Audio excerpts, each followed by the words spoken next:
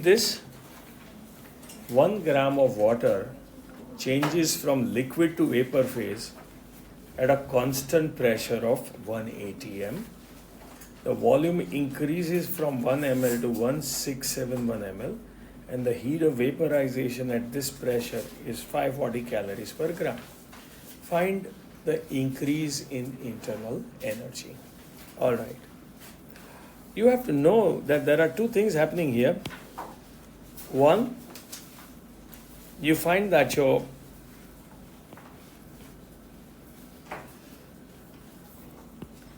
water, 1 gram water, and it is in liquid state. And this is going to get converted into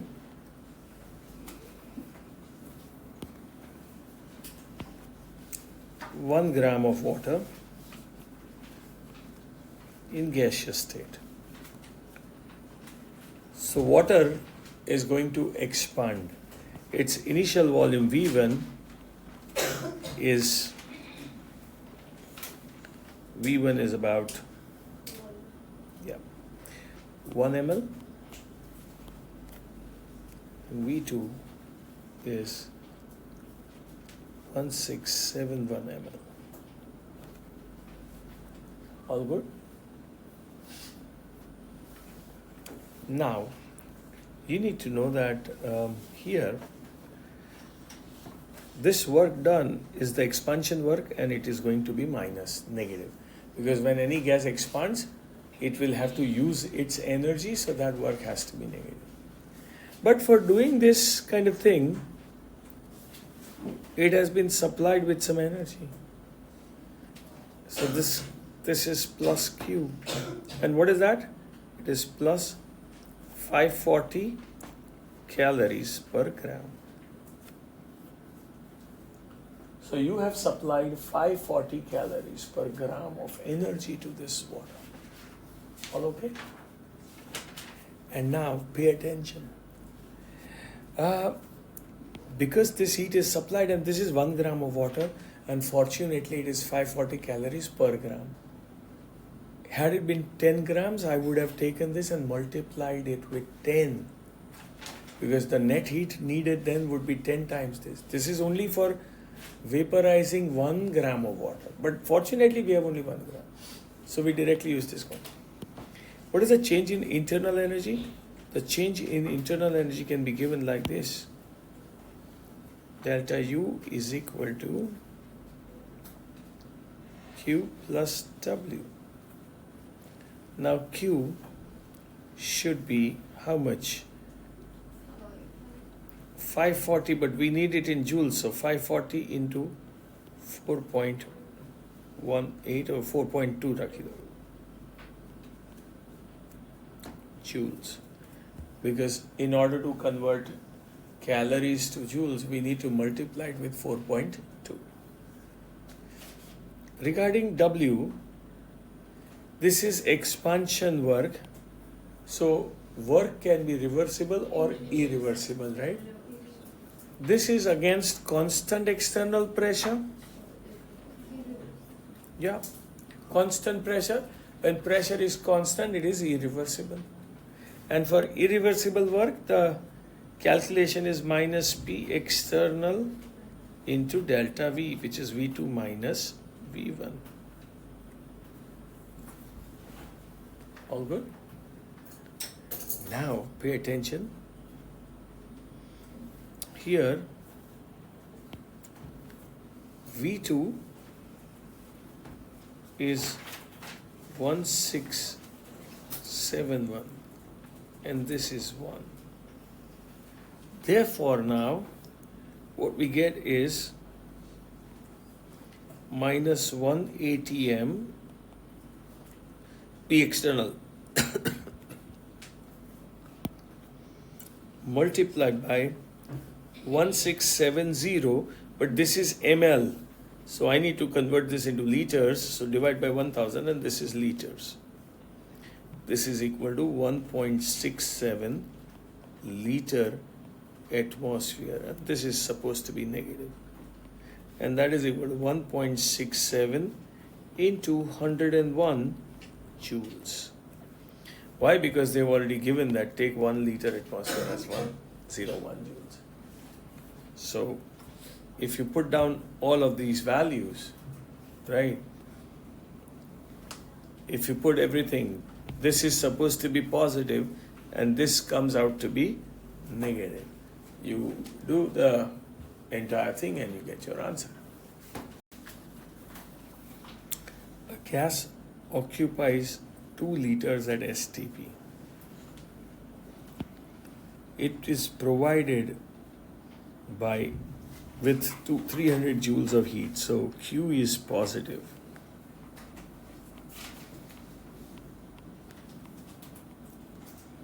Gas occupies 2 liters, so V1 of the gas is 2 liters. And so its volume becomes 2.5. V2 is equal to 2.5.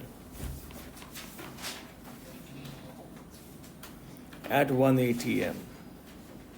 P external is 1 atm. Calculate the change in internal energy. Delta U is equal to Q plus W.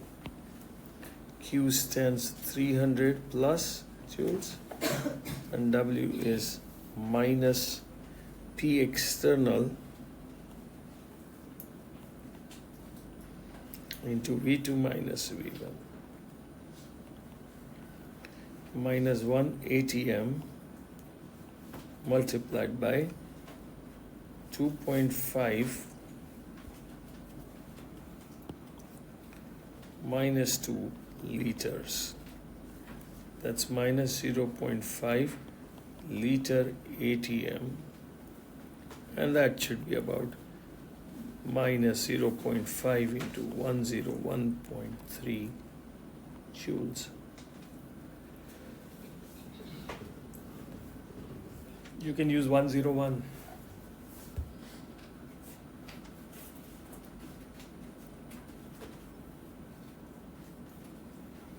This comes to about 50.6 joules. So it's 300 minus 50.6 joules. Should be about 250. See, first of all, let me tell you what internal energy is all about. See, when you have a system and surroundings exchanging heat in between them, and if system is at constant volume condition, then the heat exchange between system and surroundings is referred to as delta U. So generally they put it like this, that delta U is equal to QV. What does QV indicate? QV indicates it is the heat exchanged between system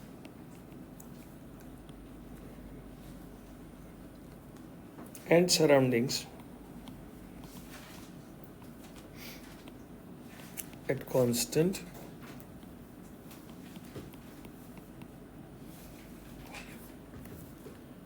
so delta U is equal to QV, and QV is nothing but heat exchanged between system and surroundings at constant volume.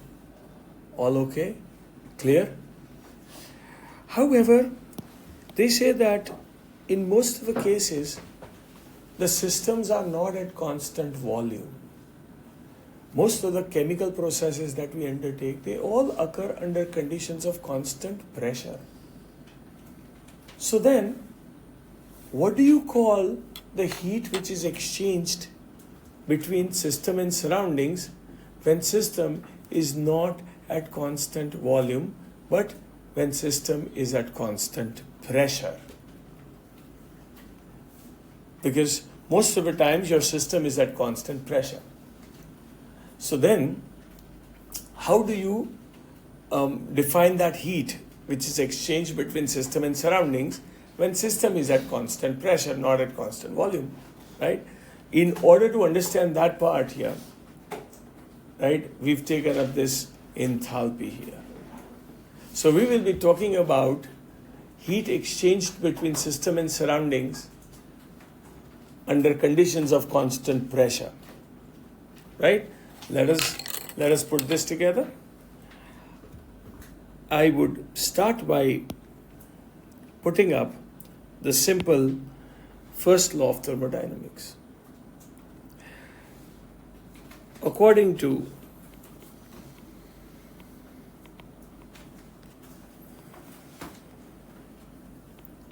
FLOT, first law of thermodynamics, what do we get?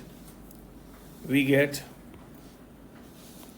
delta U is equal to Q plus W. Therefore, delta U is equal to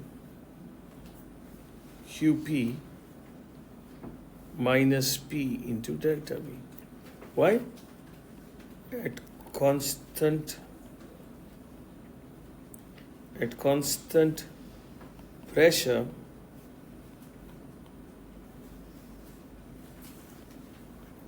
work done is P into delta V minus P into delta V, and heat exchanged is QP. So when you are having your system at constant pressure, then heat exchange between system and surroundings will be called QP, and the work involved or work done is minus P delta V, because W is equal to minus P delta V. It's a condition of constant pressure. Now pay attention. Therefore, we can write delta U is U2 minus U1, which is equal to QP minus P into V2 minus V1.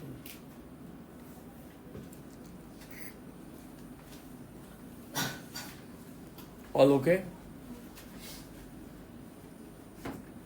Which means U2 minus U1 is equal to QP minus PV2 plus PV1. I've just opened this up. Now just collecting the terms together, QP is equal to U2 plus PV2 minus U1 minus PV1.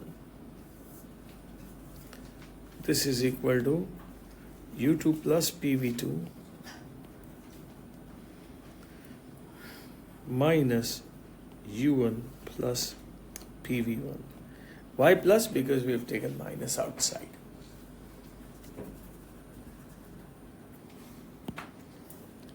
Now, the next part. Here,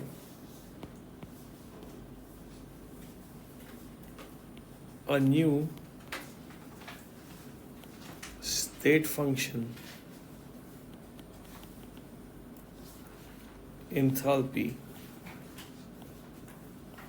H, is defined.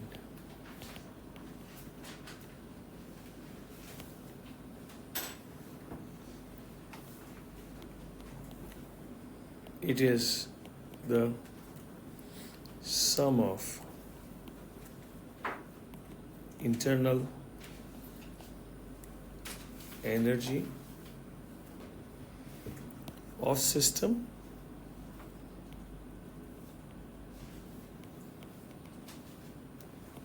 and its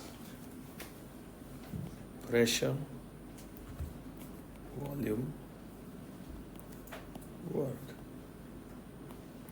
We define a new state function. So mathematically,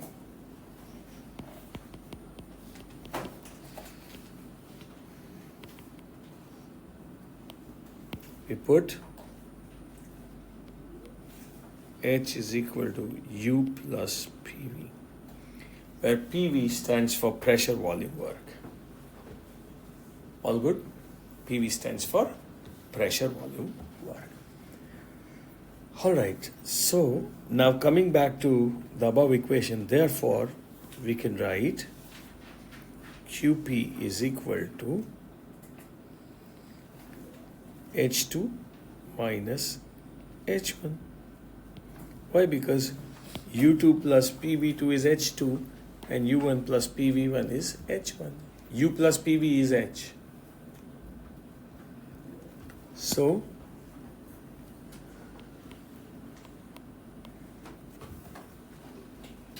is equal to QP.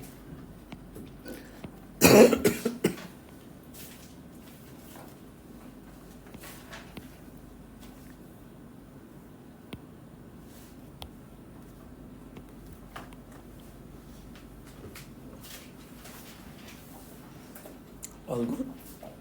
So what is enthalpy change? Delta H is enthalpy change.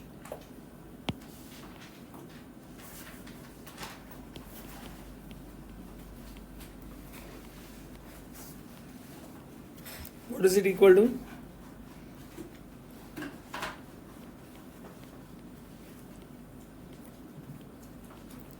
Heat exchanged between system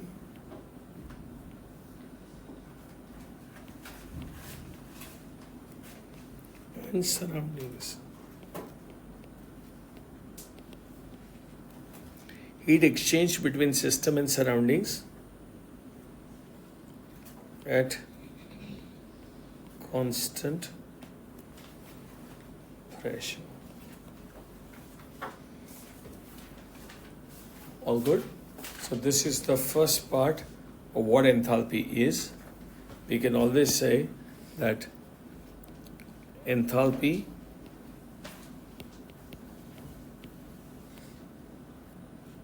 H is a state function. It is extensive property.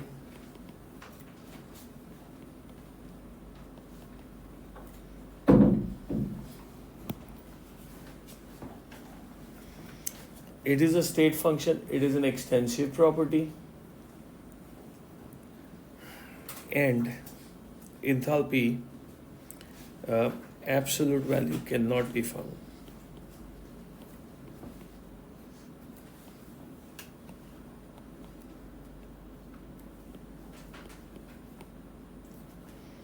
And remember, for an isothermal process,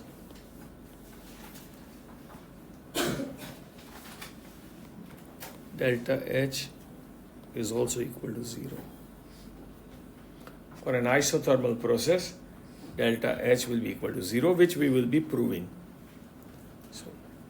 So first of all, what is delta H? It's QP, it's a state function, extensive property. Absolute value cannot be found. Only changes are calculated, like internal energy. Okay, let us go towards finding relationship between internal energy and enthalpy, right?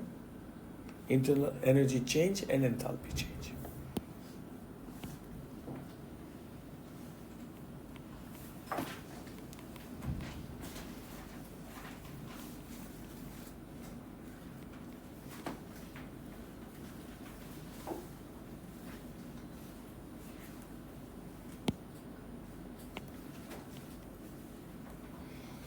Relating delta U and delta H. થઈ ગયું આ? જવા દો.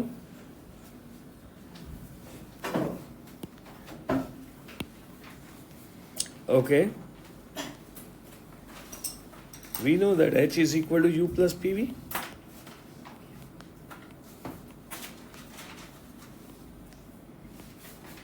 Therefore, delta H is equal to delta U plus delta PV. Okay? So now, pay attention.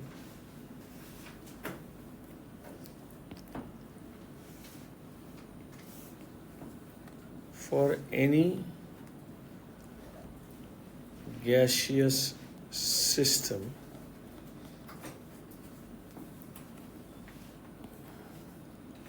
if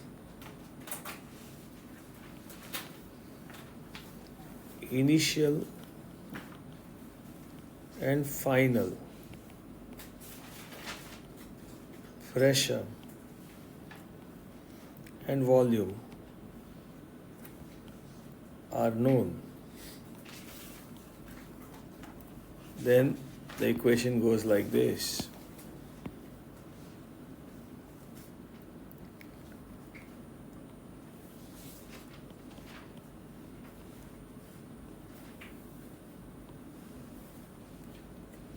P2V2 minus P1V1.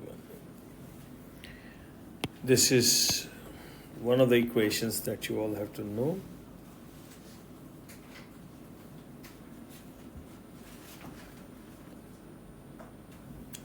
Very, very important equation.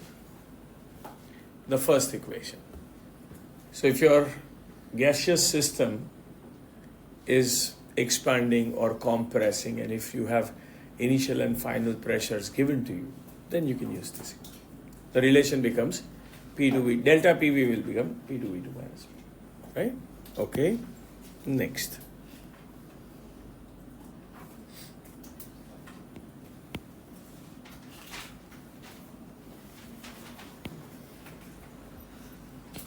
If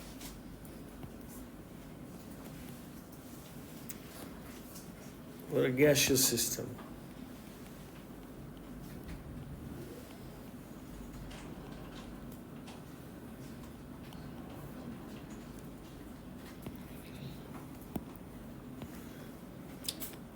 if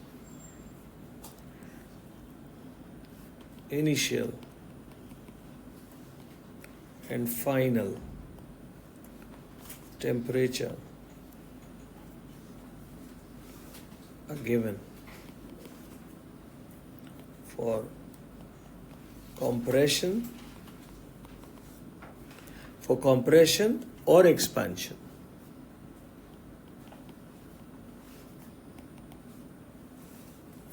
See, if you, for any gaseous system which is undergoing compression or expansion, and if temperatures are given, initial temperature and final temperature, pressure volumes are not given. In that case, what do? We know that we use PV is equal to nRT. Therefore, your equation will become delta H is equal to delta U plus delta nRT. And therefore, delta H is equal to delta U plus N and R are constants, so delta T, where R is a constant, N is number of moles of gas, which is also constant. So the equation goes like this.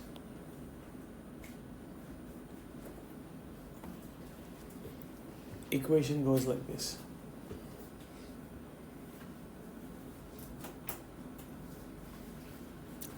So first equation was P2V2 minus P1V1, and here it will become delta H is equal to delta U plus nR delta T. It depends on what is given to you.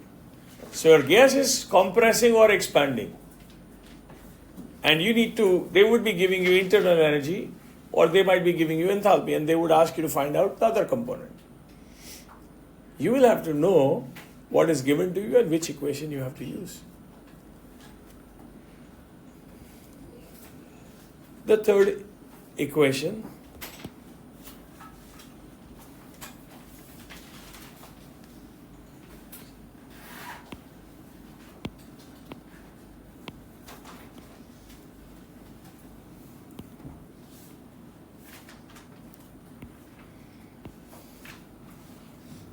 when P external is constant. In that case, the equation is very simple. You get delta H is equal to delta U plus P into delta V.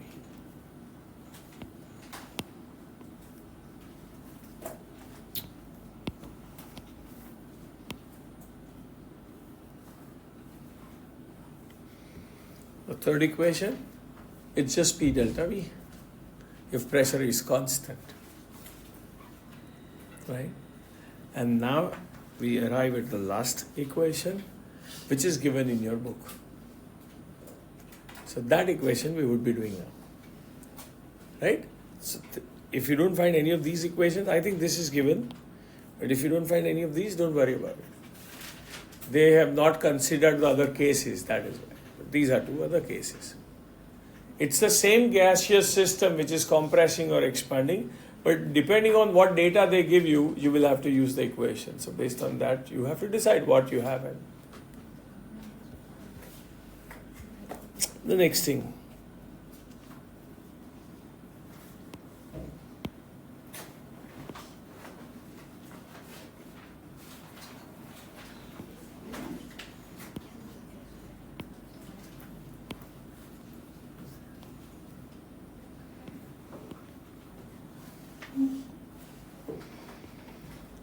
When a chemical reaction is undertaken,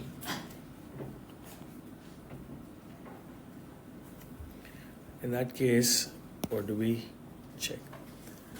Remember, if you closely observe the relation between the two, what is it? It is internal energy plus pressure volume change, right? It's a pressure volume work. So delta PV is nothing but the work involved due to expansion or compression. So change in enthalpy will be equal to internal energy change plus the pressure volume work involved. Everything. Now, in a chemical reaction,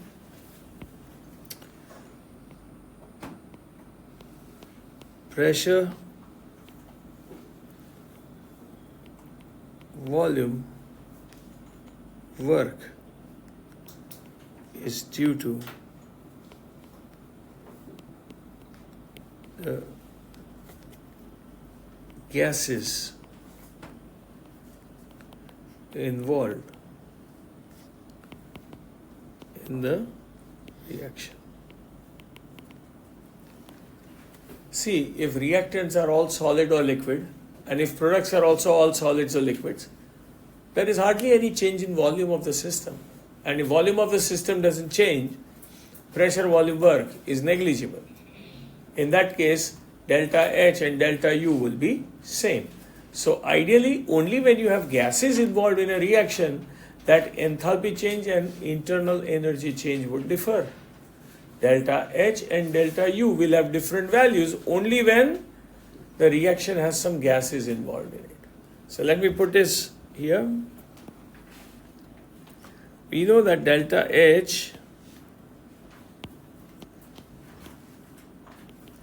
is equal to delta U plus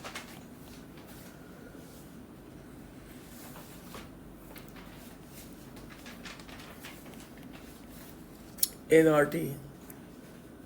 Now, if the reaction is carried out at constant temperature,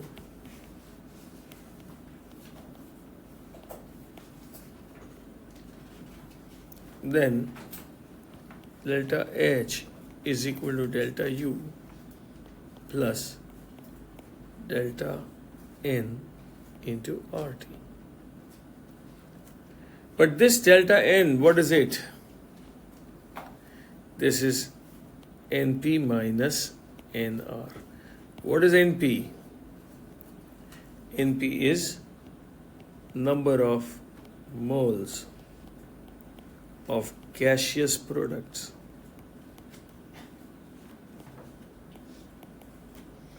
NR is number of moles of gaseous reactants. So delta N RT. Now you only talk about gases because if there is compression, then we know that going from reactants to products, number of moles of gases decrease. So there is compression in the system. And if going from reactants to products, if number of gaseous moles increase, then there would be expansion. So expansion or compression of a system will always be due to the difference in the moles of gaseous products and reactants. So we can put this here as Ng. G stands for only gaseous components. G stands for only gaseous components. Very simple. So we have a final equation here. Delta H is equal to delta U plus delta Ng RT. So when will delta H and delta U be same for any chemical reaction? So remember this.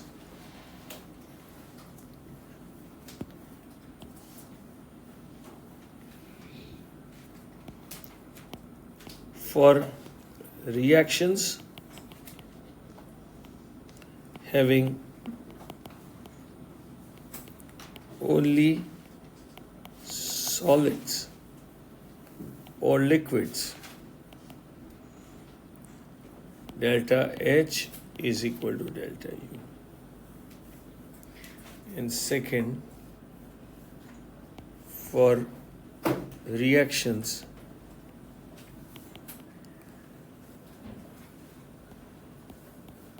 having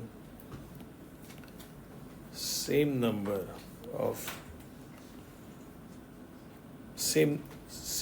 of moles of gaseous reactants and products.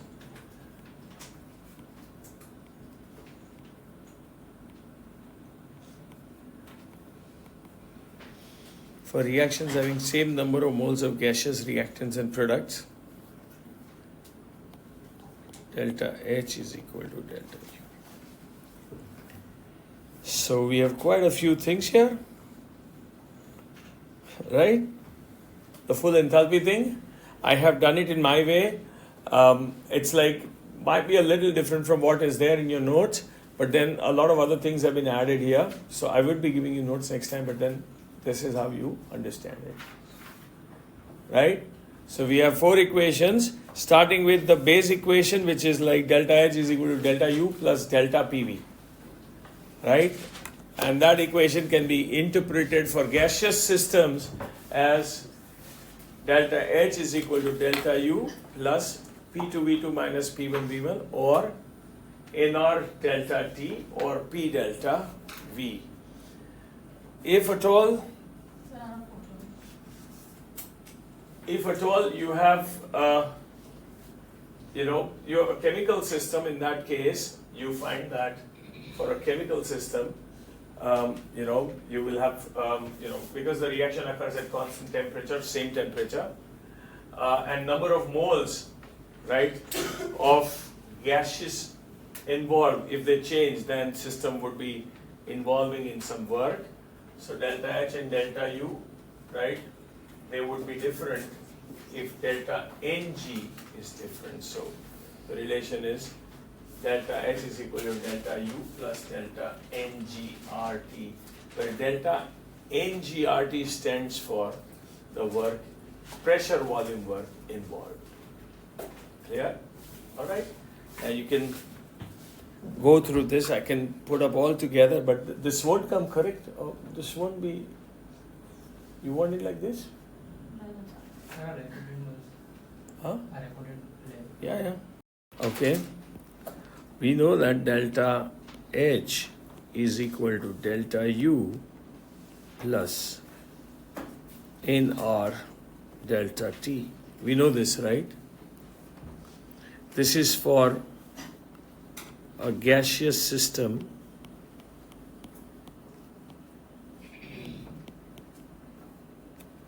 undergoing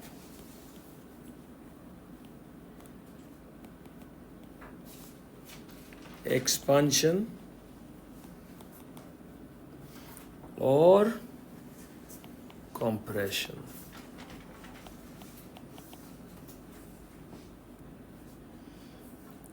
Right.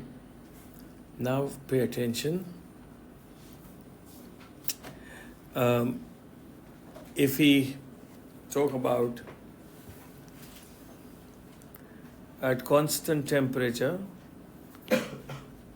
under isothermal conditions,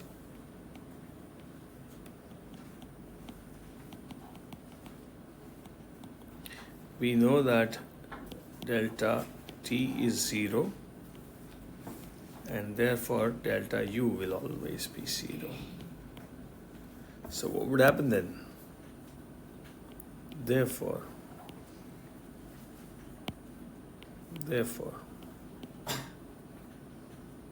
delta H is equal to 0 plus 0, because delta T would be 0 and delta U would also be 0, and that should be like 0. So for any isothermal process of gaseous expansion or compression, delta H would also be 0. All okay? Clear? Now, heat given to a system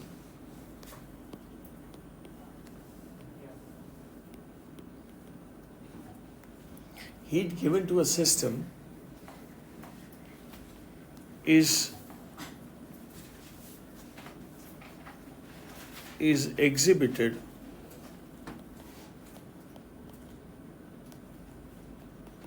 in form of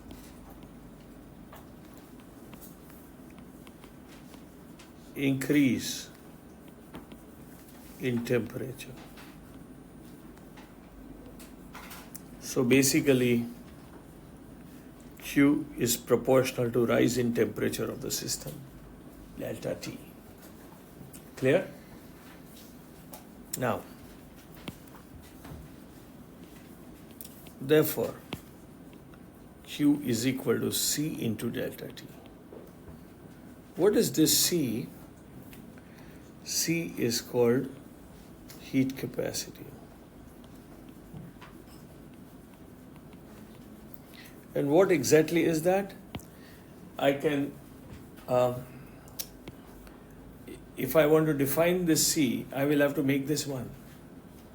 So let the rise in temperature of a system be 1 Kelvin or 1 degree Celsius.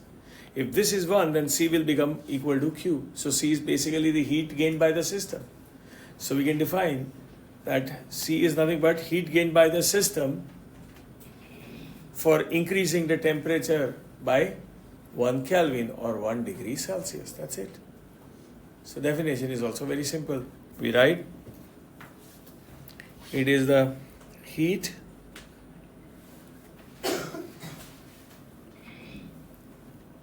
needed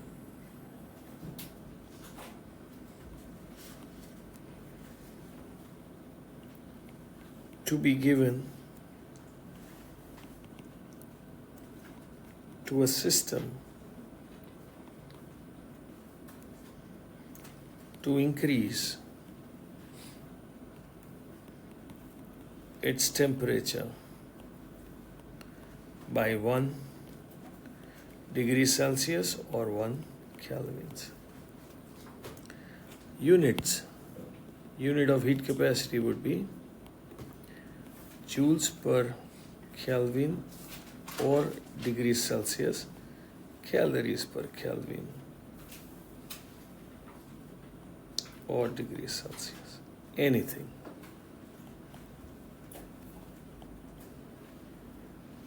You can use anything. Did you understand this? C, what kind of system, what kind of physical quantity will this be? This is an extensive property. Why? Because here we don't consider any fixed amount of system. We don't consider any, we don't have any fixed volume or fixed moles or nothing for the system. So it is just about the system. So it's an extensive property. Here? હવે કરી આપું ને એ જ આવું છું. I'm coming to it. Right? So this is like the most important part. Q is equal to C into delta T. Now coming back to heat capacity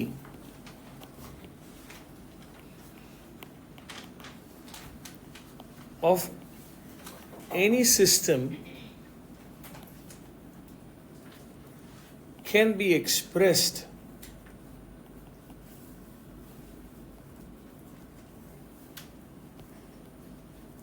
for 1 mole of system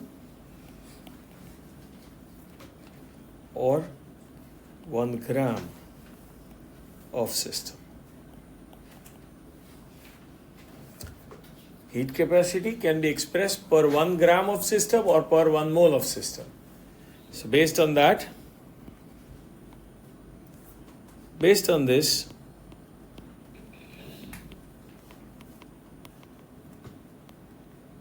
heat capacity C can be further expressed as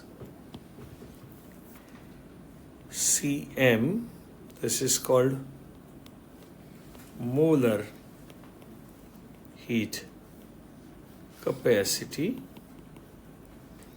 and Cs, which is specific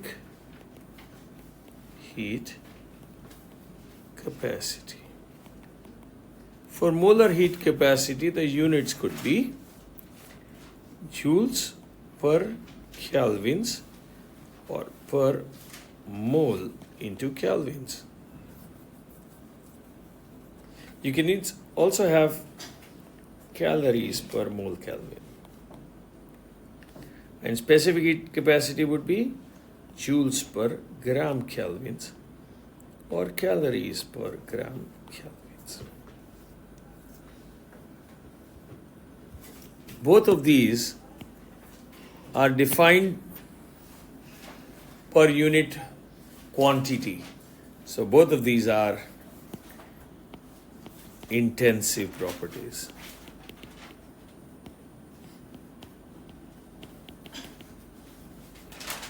Both of these are intensive properties. Yeah? Now we know what specific heat capacity or molar heat capacity is, Cs or Cm, right? But depending on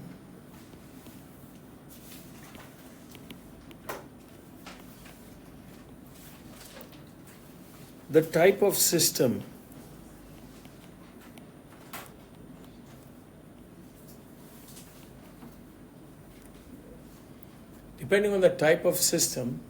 right?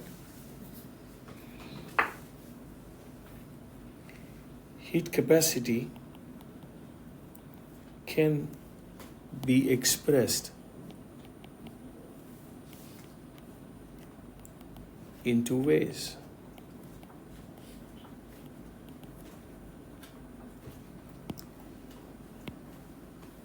If system receives heat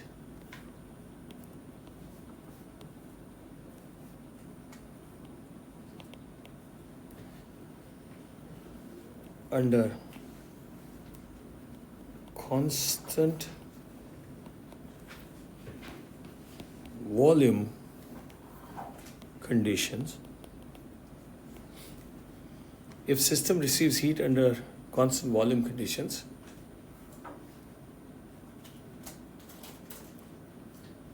the heat capacity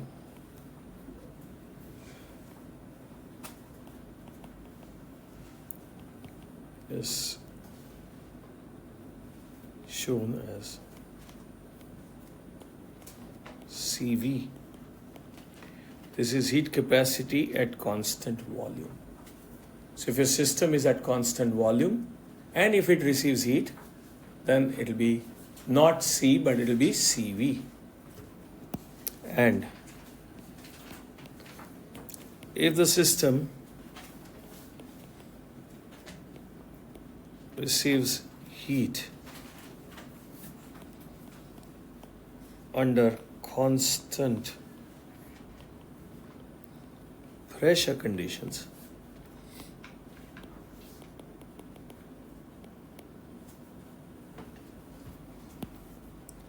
the heat capacity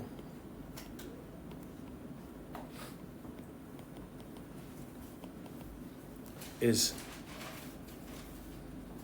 referred to as CP.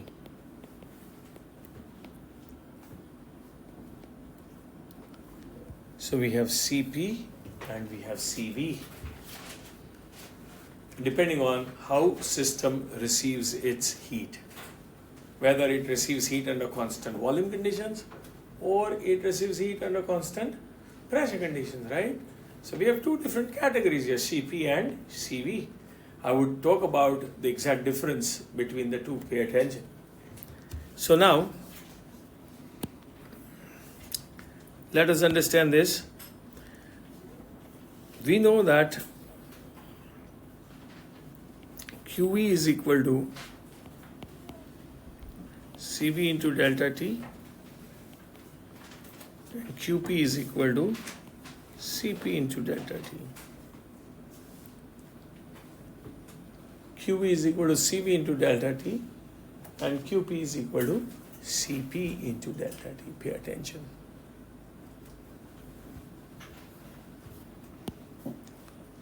But QV is nothing but delta U and QP is nothing but delta H. We did this, right? Right in the beginning we started with this. And you know that delta H is equal to delta U plus NR delta T. Delta PV lakhwanu and then you write NR delta T. I'm just putting it like that. But delta H is QP and QP is nothing but CP into delta T, which is equal to CV into delta T plus NR into delta T. Are you all okay with this? Can we remove this? Can we remove this? What do you get? CP is equal to CV plus NR. Therefore, CP minus CV is equal to NR. This is for n moles of gas.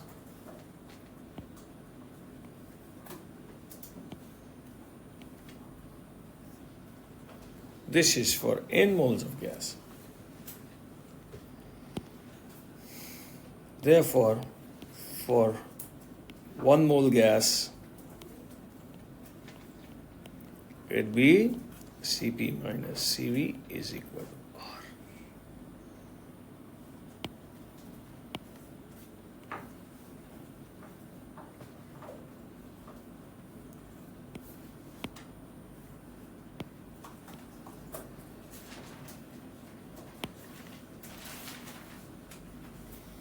All good? There you go. For any gas,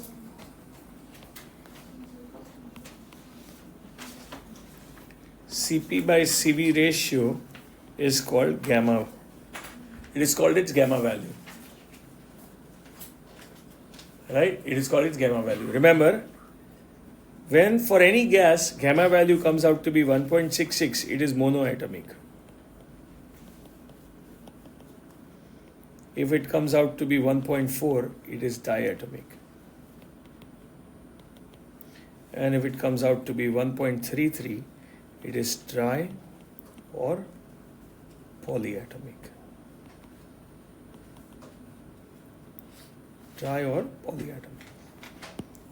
Now remember, for monoatomic gas, for diatomic gas, and for tri or polyatomic gas, CV and CP value